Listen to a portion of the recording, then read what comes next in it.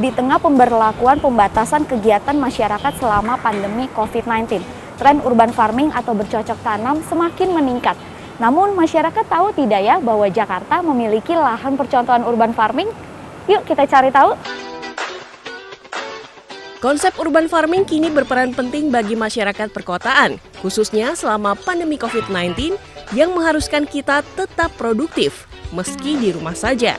Dengan memanfaatkan lahan kecil, konsep yang satu ini menjadi mudah diterapkan dimanapun, bahkan di area perkantoran ibu kota, seperti di Balai Kota Jakarta. Tapi kira-kira apakah warga Jakarta tahu bahwa DKI Jakarta memiliki lahan percontohan pertanian di perkotaan? Saya belum tahu sama sekali kalau ada Balkot Farm. Tapi saya pengen tahu Balkot Farm itu di bagian mana sih? Soalnya sudah pernah main ke Balkot Farm tapi belum pernah lihat yang Balkot Farm-nya yang mana.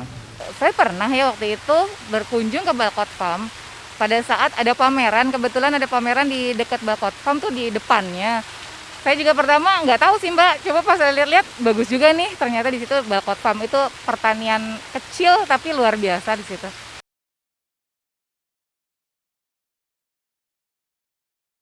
Menurut saya sih penting, karena banyak taman yang sudah berkurang daun dan di Jakarta sih butuh taman atau tanaman hijau gitu. Sangat penting sekali. Selain untuk keindahannya, kalau lahan hijau saya rasa itu untuk oksigen ya. Itu karena tanaman itu kan banyak sekali mengeluarkan oksigen yang kita butuhin karena di sini memang sudah padat dengan gedung-gedung bertingkat seperti itu ya. Jadi sangat penting menurut saya.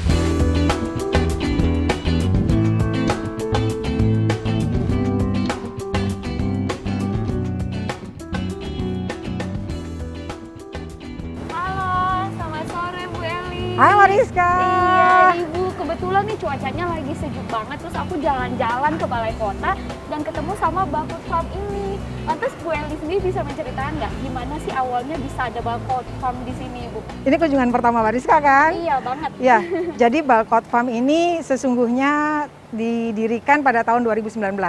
Ini merupakan kolaborator kita, Dinas KPKP, Dinas Kominfotik, kemudian Biro Umum, dan satu lagi dari Bank DKI. Lahannya memang terbatas, ya memang harus bagaimana caranya di DKI Jakarta dengan lahan yang terbatas, tapi kita bisa membudidayakan, seperti itu. Wow, menarik banget Ibu, karena kan jarang banget ya ada masyarakat yang bisa memanfaatkan meskipun lahannya sempit begitu ya Iya. Bu. Lantas tujuan pembentukan Balkot Farm sendiri ini apa ya Bu? Ya, jadi memang kita ingin memberikan pelajaran ke masyarakat kita, bahwa untuk saat sekarang ini DKI Jakarta kita pembangunan pertaniannya tidak berbasis lahan, tetapi berbasis ruang. Seperti itu, makanya kemudian kita ingin semua masyarakat bisa belajar di sini. Berbudidaya sayuran apapun, kemudian nanti dilihat ada tanaman buah-buahan, seperti itu bisa di sini semuanya Mbak.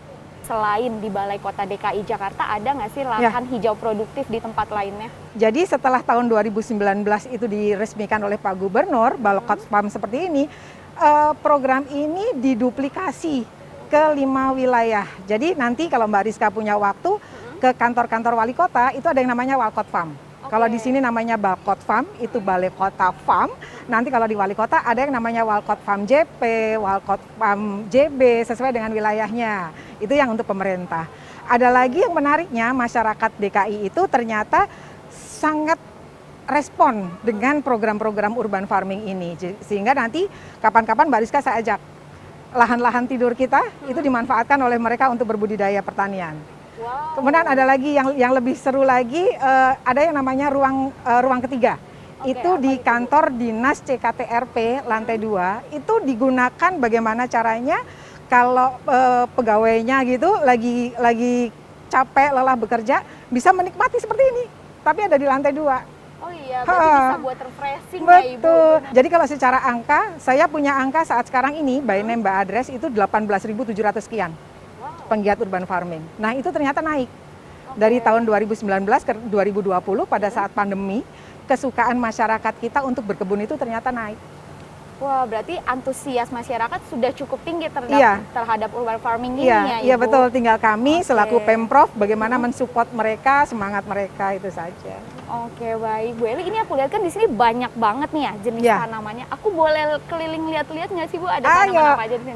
aku ajak keliling-keliling. Ini bayam Oh, belum siap. siap ditanam. Kalau yang ini cesim ini udah ini bisa caisim. ditanam. Iya. Wah, ini berarti pokcoy nih ya Ibu Ini ya? ya. Ini kalau panen gini aja. Ini siap panen. Siap panen, oke. siap Ibu, panen selain seperti ada ini. pokcoy, saya mau lihat tanaman lainnya dong Ibu. Oh iya, di sini ada metodenya. Nanti Mbak Rizka saya ajarin pakai barcode biar Barcode. membedakan dengan Wow. teknologinya. Untuk apa tuh Ibu? Untuk tahu biar Mbak Rizka tahu. Oh ini jenisnya tanaman apa ya seperti itu. Nanti aku kasih tahu Oke, ya. yuk langsung kita lihat Ya. berarti.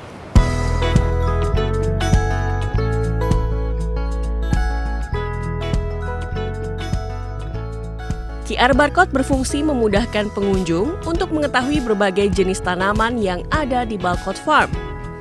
Pengunjung cukup memindai kode barcode yang terpasang di tiap tanaman.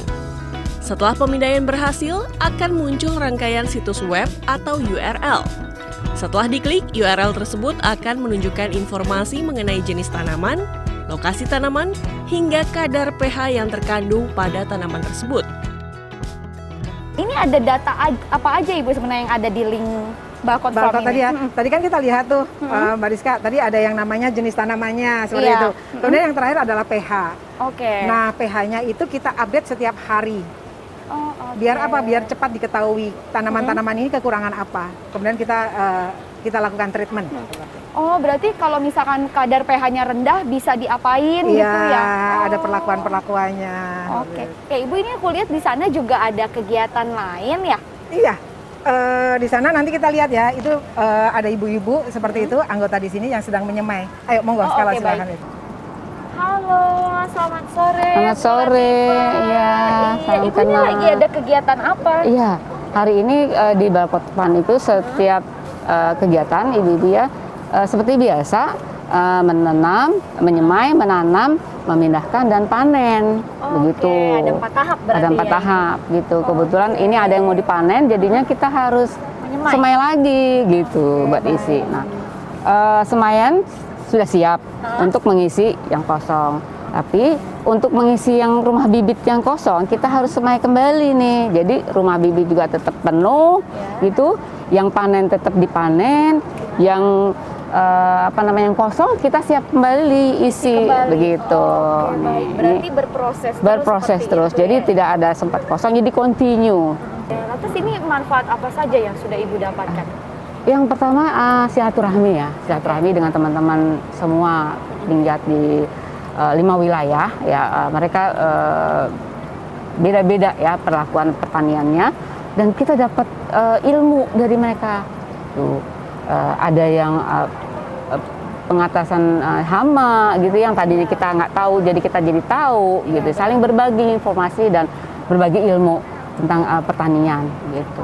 Oke, ini berarti berbicara mengenai pertanian, pastinya kan ada hasil panen ya, Iya. Ibu. Lantas ini hasil panennya nanti dikemanakan saja, Ibu? Selain dijual di sini, juga dibikin olahan. Oke. Gitu. Nanti kita lihat saat ini. Yuk kita lihat panen sekarang ya. Oke, baik. Yuk kita cek. Yuk. Nah, inilah yang sudah siap dipanen, Oh, ini pakcoy. hasil panennya. Gitu. Nanti saya coba bantu Boleh, panen ya, boleh. Ibu. Silahkan coba Ini panen. dicabut semua?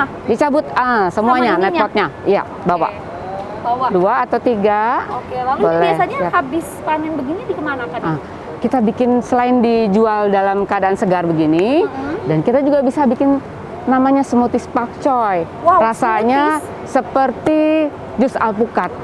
Tidak akan bisa bedakan antara jus sayuran dengan alpukat. Berarti Keren. saya mau ya Ibu Boleh. cobain. Ayo, silahkan. Oke. Ya, nih Bu, tempat pembuatan smoothies pakcoy ya. Oke, Ini berarti- pakcoy yang sudah dipotong-potong. Ini dulu tentunya ya. Oke. Ini ada yang udah dipotong-potong. Sayur pakcoy yang sudah dipanen ternyata dapat diolah kembali menjadi sejenis minuman jus atau smoothies. Caranya pun sangat mudah. Pertama, masukkan es batu sesuai selera ke dalam blender. Kemudian masukkan 3 sendok makan tape singkong, 3 sendok makan kental manis, dan 3 sendok makan creamer. Setelah itu masukkan daun pakcoy yang sudah dicuci bersih dan diiris-iris. Kemudian masukkan 200 ml air. Semua bahan kemudian di blender hingga halus.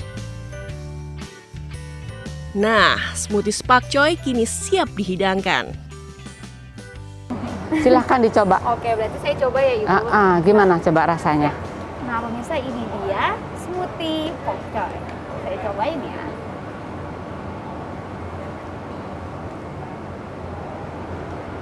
Gimana rasanya?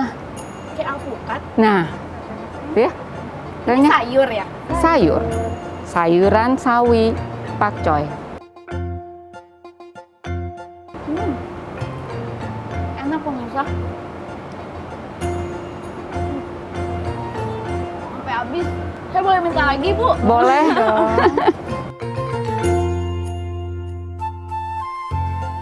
Oke, nih selain kita bikin smoothies, nih kita pasarkan juga nih ada mini bazar nih. Tuh, kebetulan udah rame nih ya. Kita kan yang udah mulai tanya sayuran dan juga ada olahannya, ada kunyit jahe. Bisa sampai Begitu. Jadi kalau Oke, baik. Nanti saya coba lihat ke sana deh ya, Ibu. Iya, Oke, iya, makasih, Ibu. Nah, pemirsa, di tengah hiruk pikuk ibu kota Jakarta, bercocok tanam sudah tidak lagi mustahil untuk dilakukan. Warga di perkotaan sudah dapat memanfaatkan lahan terbuka hijau dengan berbagai metode dan teknologi pertanian. Selain melestarikan lingkungan, urban farming juga dapat menjadi salah satu alternatif untuk mewujudkan ketahanan pangan. Sekarang saya mau bagi-bagi smoothies dulu ya. Dari Jakarta, Rizka Dior, Yudi Permana, Agus Dwi melaporkan. Smoothie. Ibu mau smoothie? Oke, Ibu. Iya, bukan pokcoy. Oh, pakcoy. Iya, bapaknya mau smoothie.